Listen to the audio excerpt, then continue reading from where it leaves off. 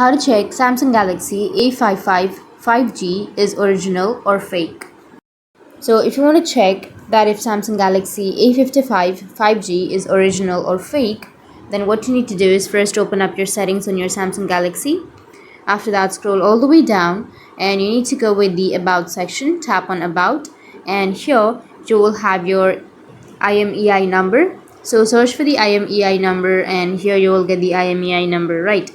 So you'll have two slots, you'll have two IMEI numbers. So what you need to do is just copy that IMEI number. So once you've copied that, now you need to go back and open up your browser.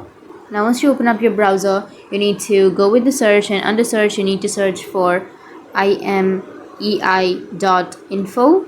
and here you need to simply paste that IMEI number that you've just copied. Once you've pasted, you just need to simply verify, and after that it will give you all of the information about your phone, the model and everything.